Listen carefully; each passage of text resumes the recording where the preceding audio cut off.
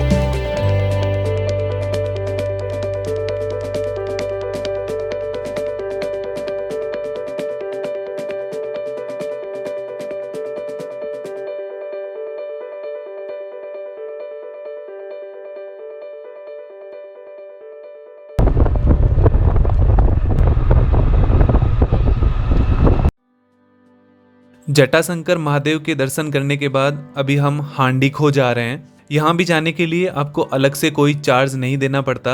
ये जगह भी पचमढ़ी में पर्यटकों के लिए पसंदीदा जगहों में से एक है। ये एक गहरी खाई है जिसका आकार हांडी के जैसा है, इसलिए इसको हांडीखो के नाम से जाना जाता है। ये खाई लगभग 300 फुट गहरी है। पचमढ़ी बस स्टैंड से इस जगह पर पहुंचने के लिए आपको 3 से 4 किलोमीटर की दूरी तय करनी पड़ती है। ये लकी इतना बड़ा ट्रैक्टर है, इतना बड़ा ट्रैक्टर पे हाथ ही चला रहा है। वो यही लोग चला रहे हैं, पता ये चलवाने के लिए रखा है इन्होंने ट्रैक्टर में। मैं भी चला लूँ। क्यों तुम क्यों नहीं, तुम भी चला सकते।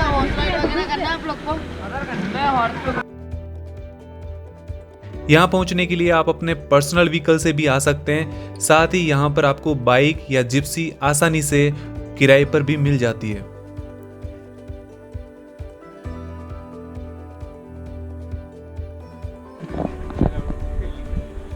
इधर आ जाओ, इधर। ये मोंकी बहुत गहरा है। चौरागढ़ का मंदिर इधर से। इस खाई के बारे में अलग अलग लोगों की अलग अलग कहानियां हैं, अलग अलग राय है। कुछ लोग बताते हैं यहाँ पर एक अंग्रेज सैनिक शिकार करते हुए इस खाई में गिर गया था, उसी के नाम पर इस खाई का नाम पड़ा।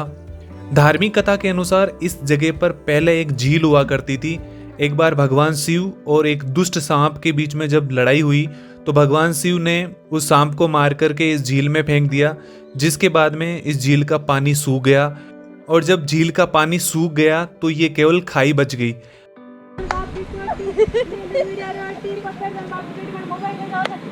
अरे छेड़ मत उसको।